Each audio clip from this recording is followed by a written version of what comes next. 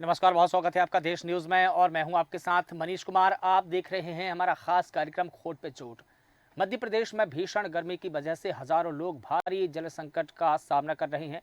एक तरफ नौतपा की मार है तो दूसरी ओर पर्याप्त पानी की व्यवस्था नहीं होने से लोगों को दोहरी मार पड़ रही है। कई जगहों पर खेतों में बने कुएं से महिलाएं, बच्चे अपने सर पर पानी लाने को मजबूर है। भीषण गर्मी के दौरान मध्य प्रदेश के रायसेन जिले की तहसील बेगमगंज के ग्रामीण अंचल में अब जल संकट से नई परेशानी खड़ी हो चुकी है। कई जगहों पर ऐसी भी स्थिति है कि लोग बूंद बूंद पानी के लिए तरस रहे हैं। वहीं राज्य सरकार के सारे दावे फैल दिखाई दे रहे हैं। सुल्तानगंज, टेकापार, खुर्द, जसरथी से लेकर केसलौन, मड़िया, गुंसाई, सुनबहा तक जल संकट की समस्या लोगों को सता रही है। लोग कई किलोमीटर तक चलकर खेतों और जंगलों से पानी लाने को मजबूर है। आधुनिक दौर में भी प्रदेश के एक हिस्से में जल संकट से ऐसी भयावह स्थिति बनी हुई है। बता दें कि जल ही जीवन है। जल जीवन मिशन, हर घर नल, हर घर जल, ये तमाम योजनाएं सरकार लंबे वक्त से चला रही है, लेकिन मध्य प्रदेश की तहसील बेगमगंज की ये तस्वीरें कुछ और ही बयां कर रही है।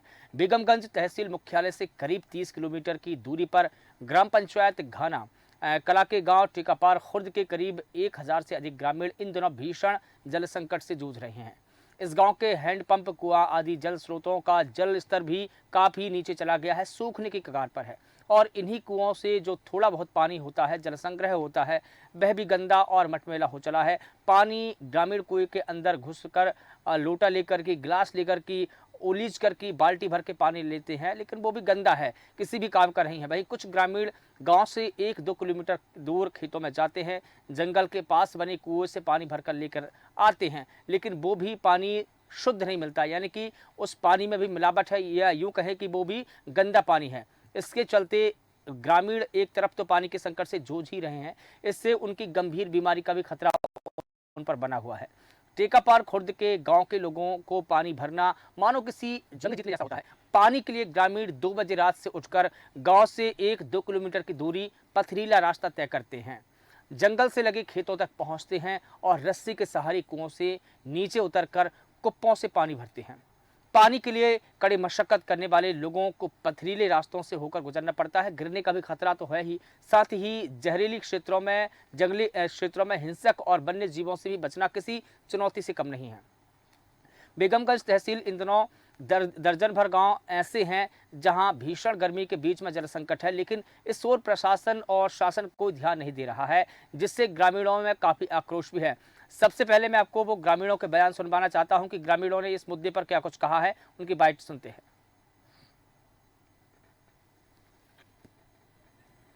आज मैं खड़ा हूँ ग्राम टेकापार खुर्द में। यह घाना ग्राम पंचायत का गांव है। यह भीषण गर्मी के बीच यहाँ के महिलाएं और ग्रामवासी जल समस्या से जूझ रहे हैं। बूंद बूंद पानी के लिए काफी मशक्कत कर रहे हैं। आओ चलते हैं, जानते हैं इनकी जुबानी, इनकी क्या समस्या है। माताराम, क्या नाम है आपका? बताएं भैया, आपके यहाँ जो पानी की समस्या है, अगर प्रशासन पहल करती है तो अति शीघ्र इस समस्या का समाधान का कोई तरीका है आप लोगों के पास? कि अगर देखो, पानी कोई बाहर से लाने की तो चीज है नहीं है, यहाँ जल स्तर कम है, पठारी इलाका है, तो प्रशासन को हम चाहते कि तुम कुछ सुझाव भी दो कि इस गांव की पानी की समस्या अति शीघ्र कैसे हल हो सकती है। सर, अति शीघ्र तो मुश्किल है। 2-4 ट्यूबवेल हो जाए हर एक मोहल्ले में तो थोड़ा थोड़ा पानी उनमें से भी निकलेगा, या फिर टैंकर द्वारा गांव में पानी पहुंचाया जाए तो भी थोड़ी सी समस्या हल हो सकती है। पानी की क्या समस्या है? समस्या के पानी भर रहा है और बिल्कुल समस्या ये सही है, और वोट लेने को चल लिया जाता है कि हम दे और हम यहाँ सही भोग रहा है साहब।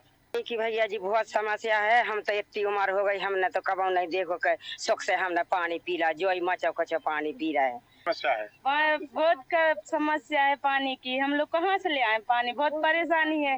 2-2 दिन नहाते नहीं है, पानी कहाँ से ले आएंगे? 2 दिन नहाते भी नहीं? जब पानी नहीं होगा तो हम कहाँ से नहाएंगे? देख रहे हैं पानी है ही नहीं है। जब देखो, जब 2-2 बजे रात से भर रहे हैं, खूब परेशान। 2 बजे रात से उठना पड़ता है पानी भरने के लिए? दोपहरी में भी भरने, रात में भी, घामी में। सारा अपन तो रात 2 बजे, कब 2:30 बजे, कब 3 बजे ऐसा ही आ जाते। 2-3 जने सोई के गुंड पानी लेके जा देंगे। आप यहाँ से भाजपा ग्रामीण मंडल अध्यक्ष हैं। टेकापार खुर्द गांव में आप भी यहाँ देख रहे हैं पानी की काफी समस्या है, बूंद बूंद पानी के लिए लोग। देखिए इस बात पे आज मैंने जो यहाँ आके देखा, हमारे जनपद जी भी साथ में है यहाँ के, तो काफी समस्या आ रही है मामा जी की लाडली बहनाओं को। इस विषय में मैं अभी रात में भी चर्चा करूंगा माननीय जी से। आशा है, और मैं एक मंडल अध्यक्ष के नाते यह भी कह सकता हूँ कि पंचायत के लिए टैंकर भारतीय जनता पार्टी की ओर से हर पंचायत को टैंकर दिए गए हैं। इसमें व्यय जो भी होता है पंचायत की ओर से होता है, तो मैं सरपंच जी से भी बात करूंगा, वो टैंकर चालू करूंगा। तो आपने ग्रामीणों का बयान सुनी। ग्रामीण कहते हैं कि मचो खचो पानी पी रहे हैं। इसका अर्थ आप ये समझिए कि ग्रामीण जो कीचड़ भरा पानी होता है, गंदा पानी होता है, मटमैला पानी होता है, उसको पीने को मजबूर है। इसका अर्थ ये भी निकाला जा सकता है। फिलहाल इस पूरी खबर पर अधिक जानकारी देंगे हमारे साथ में सत्यवन गोस्वामी, संवाददाता बेगमगंज से जुड़े हुए हैं। मैं उनसे पूरी जानकारी लूंगा। सत्यवन, क्या है पूरी खबर? किन किन इलाकों में भीषण जल संकट है? ग्रामीण क्या कहते हैं इस पूरे मामले को लेकर?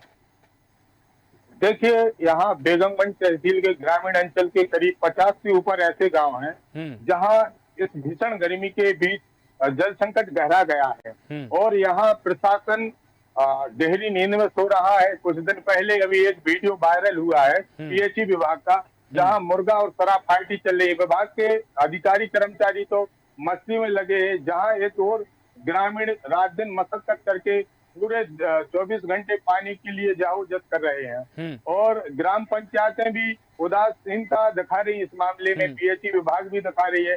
ये यानी कि कहना चाहिए जवाबदार अधिकारी कर्मचारी लोगों की समस्या की ओर ध्यान नहीं दे रहे। कल आप ग्रामीण अंचलों में गए थे, वहां आपने ग्राउंड रिपोर्टिंग भी की है।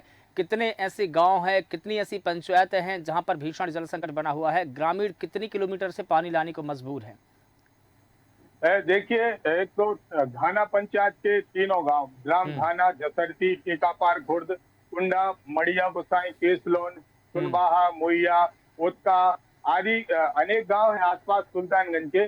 यहाँ भीषण गर्मी के बीच पानी की बड़ी समस्या है और पानी लाने की बात करें तो कहीं 1 किलोमीटर दूर से ग्रामीण पानी ढो रहे हैं, कहीं 2 किलोमीटर, कहीं 3 किलोमीटर। टेकापार खुर्द के आसपास जंगली क्षेत्र है और जंगली क्षेत्र के आसपास जो खेत हैं उनमें कुएं बने हैं। किसी में 2 घर का पानी का गुजारा चल रहा है, किसी में 3 घर का, तो 1-2 किलोमीटर दूर जाके सिर पे पानी ढोने को मजबूर है। और जंगल होने के नाते वहाँ जंगली जानवर भी हैं जो हिंसक हैं, किसी के भी साथ कोई बड़ा हादसा हो सकता है।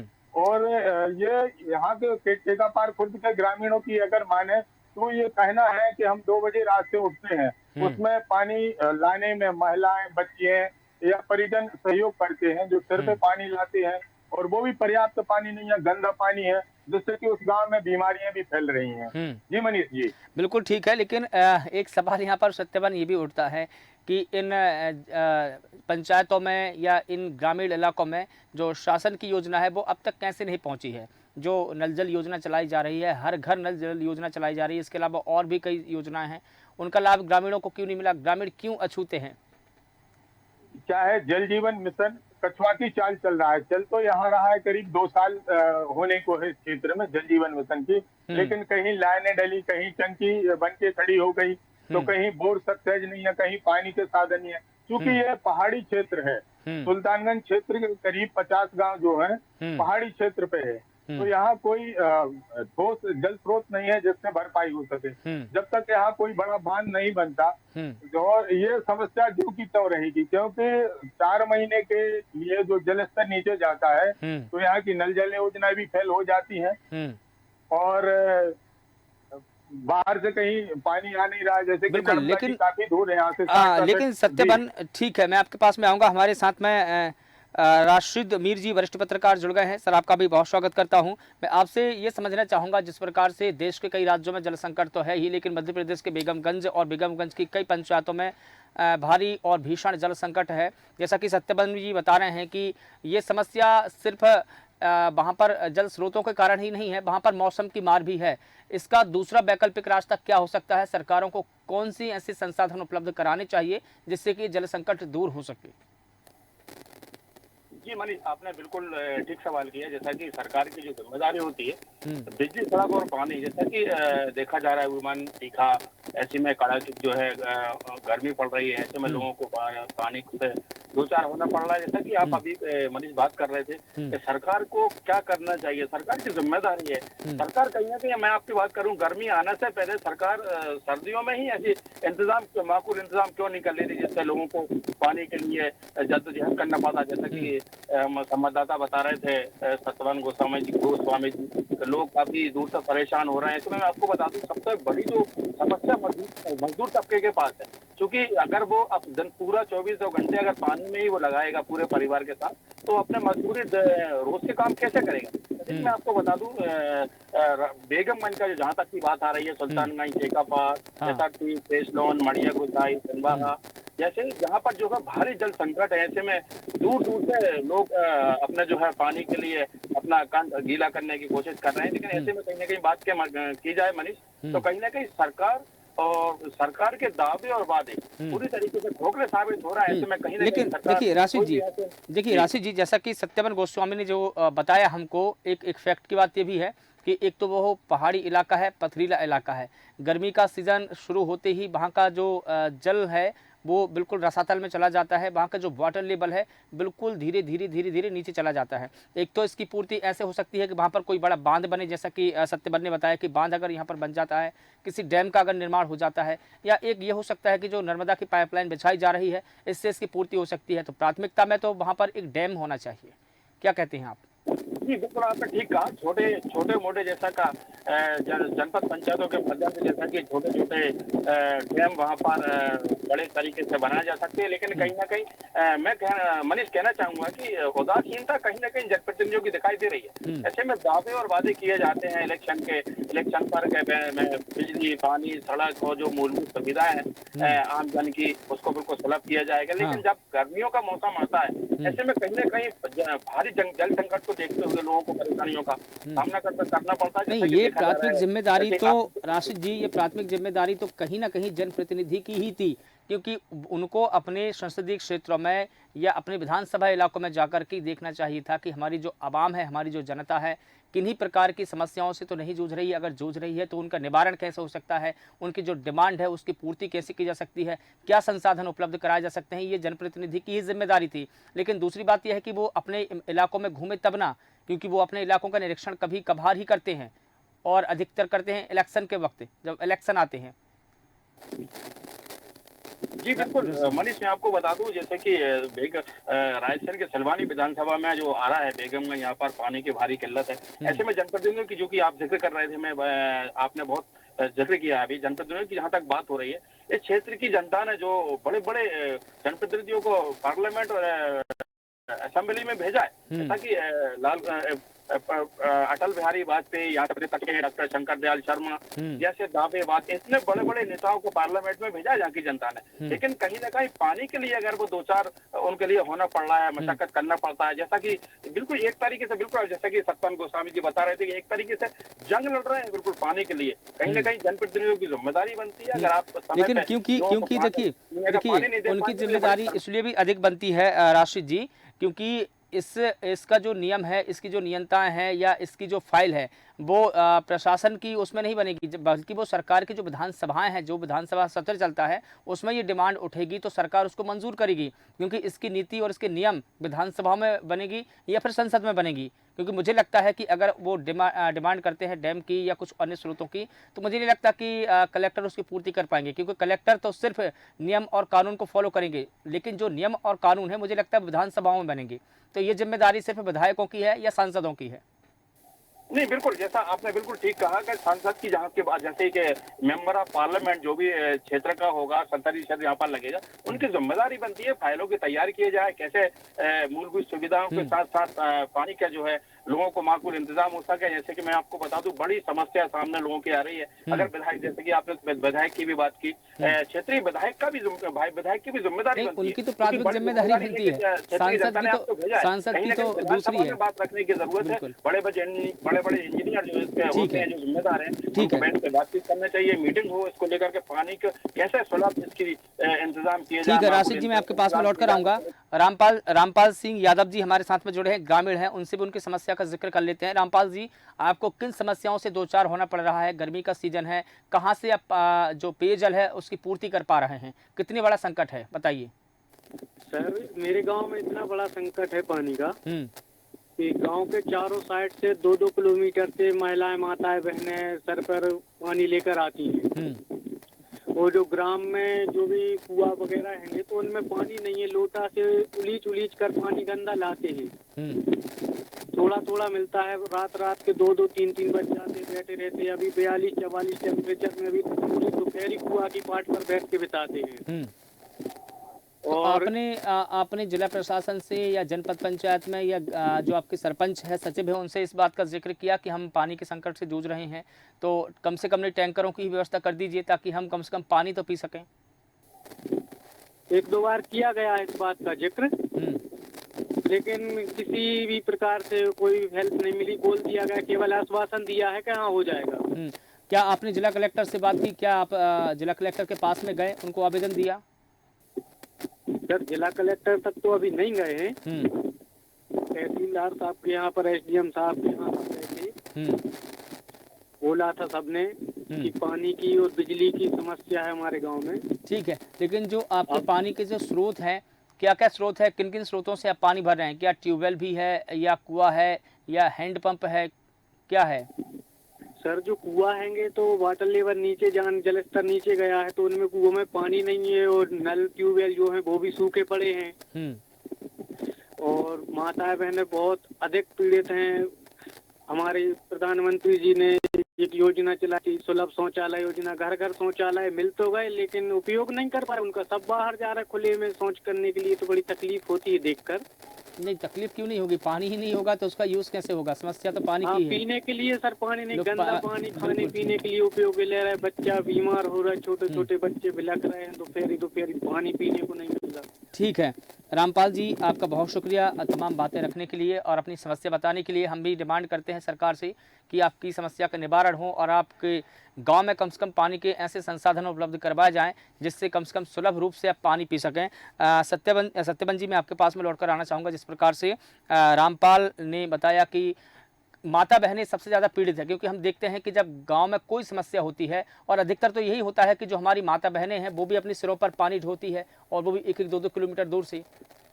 अब आधी आबादी को हम इस बात का जिक्र कर रहे हैं चुनावों में कि हम उनको पूरा हक देंगे आधी आबादी को, तो पहले पानी का हक तो दे दीजिए।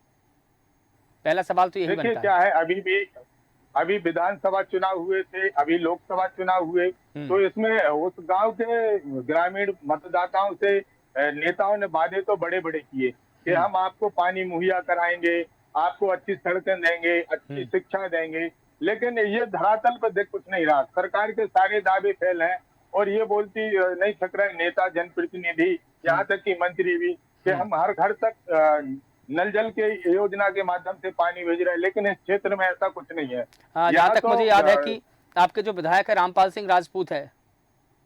नहीं, विधायक अभी प्रेजेंट में सिलवानी से विधायक कांग्रेस के हैं देवेंद्र पटेल जी। देवेंद्र पटेल, हाँ। पूर्व विधायक है रामपाल सिंह राजपूत। ठीक है, लेकिन जो देवेंद्र पटेल है, देवेंद्र पटेल तो अभी परिक्रमा किया। उन्होंने परिक्रमा करने के बाद में उन्होंने दावा किया कि मैं पूरी समस्याओं का निराकरण कराऊंगा, विधानसभा में आपकी आवाज़ को उठाऊंगा। ये वादा उन्होंने किया था उस वक्त जब चुनावी प्रचार में थे, तो हमने जब उनसे बात की तो उन्होंने ये दावा किया था। अब उनके जो दावे हैं, उनके वादे अब कहाँ हैं? हमें तो नहीं लगता कि वो पब्लिक के लिए जो वादे किए हैं पूरे सही से निभा रहे हैं। अगर वो निभा रहे होते तो अभी तक विधानसभा में उनने ये मुद्दे उठाए होते और आज भी आंदोलन कर रहे होते। विपक्ष में बैठे हैं तो ये आंदोलन तो कर सकते हैं, लोगों की समस्या की मांग तो कर सकते हैं, लेकिन ऐसा अभी कुछ नहीं दिख रहा। और यहाँ तक कि जो जवाबदार प्रशासन है, PHE विभाग, जनपद पंचायत या ग्राम पंचायत है, ये भी अच्छी एसी में बैठ के मजे ले रहे हैं, पार्टियां चल रही हैं। पब्लिक की कोई खबर नहीं है। पब्लिक तो 44 डिग्री सेल्सियस तापमान में सिर में गुंडगगरी रख के पानी धोने के लिए मजबूर है। बिल्कुल ठीक है राशिद मीर जी। और बिल्कुल बिल्कुल बिल्कुल राशिद मीर जी, जैसा कि हमने जो ग्रामीण थे रामपाल सिंह यादव जी, उनसे पूछा, उन्होंने इस बात का भी जिक्र किया कि देखिए जो सारे स्रोत है सूख चुके हैं, जो गंदा पानी है, मटमैला पानी है, जिससे वो कह रहे थे कि हम गंदा जो कई 1-2 किलोमीटर दूर से लेकर आते हैं, कुएं में पानी सूख चुका है। अभी हम जो तस्वीरें देख पा रहे हैं उसमें देखिए जो छोटा बर्तन रहता है जिसे हम लोटा भी कहते हैं, उसमें पानी लेकर आ रहे हैं, लेकिन उसमें भी जो पानी है वो भी गंदा है। तो ये स्थिति धीरे धीरे न सिर्फ मध्य प्रदेश में बल्कि देश के कई राज्यों में है, लेकिन इस ओर किसी ने ध्यान नहीं दिया है। अब इसका निवारण कैसे होगा? हमने ये भी कहा कि विधानसभा में इसकी नीति बनना चाहिए या संसद में इसकी नीति बनना चाहिए, लेकिन कब बनेगी? राशिद मीर जी। नीति की जहां तक की बात हो रही है, नीति बनाने वाले जिनके लिए जनप्रतिनिधियों को भेजा गया है वही उस नीति की अनदेखी कर रहा है। जैसा कि मनीष आप तो जिक्र कर रहे थे, जल जीवन मिशन, नल जल योजना, जहाँ तक केंद्र सरकार करोड़ों रुपए खर्च कर रही है, लेकिन कहीं ना कहीं लोग अपना पीने के पानी के लिए अगर गंदा पानी पी रहा हो, ऐसे में कहीं ना कहीं सरकार के दावे और वादों की बड़ी तरीके से पोल खुल रही है। लेकिन कहीं ना कहीं जब बात अगर विधानसभा की होती है, लोकसभा की होती है, क्योंकि सांसद की बड़ी जिम्मेदारी होती है, मेंबर ऑफ पार्लियामेंट होते हैं, उनको तैयारी करना चाहिए छोटे छोटे जगहों पे।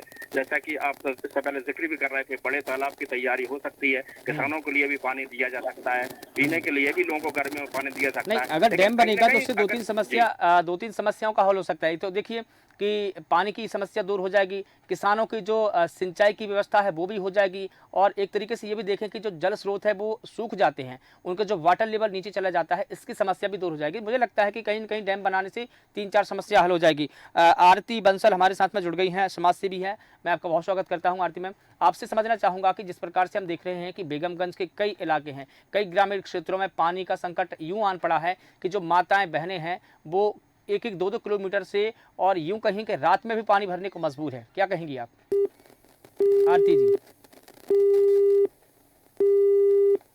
तो आरती बंसल से हमारा संपर्क नहीं बन पा रहा है, तो राशिद मीर जी आपसे ही मैं सवाल ले लेता हूं, आप अपनी बात पूरी करिए। जी बिल्कुल, सवाल दोहराया मनीष। ठीक है सर, अब चूंकि समय हो चुका है इसलिए इस पूरी परिचर्चा को यहाँ पर विराम देना होगा। तो बता दें कि देश के कई राज्यों में पानी की किल्लत है। मध्य प्रदेश के बेगमगंज में भी जल संकट लगातार बरकरार है, बूंद बूंद पानी को तरस रहे हैं। दर्जन भर गांव ऐसे हैं जहां के जल स्रोत सूख चुके हैं। भीषण गर्मी, दुर्गम रास्ते और जल संकट। ग्रामीण अंचल में जल की संकट की यह कहानी है, जहां पर जल संकट की जद में है अब मध्य प्रदेश ही नहीं बल्कि उसके ग्रामीण इलाके भी। सियासतदानों से बस एक ही सवाल है कि इस समस्या का निदान कब होगा। फिलहाल देश न्यूज़ के खास कार्यक्रम में बस इतना ही। मुझे दीजिए इजाज़त और आप लगातार बने रहिए देश न्यूज़ के साथ। नमस्कार।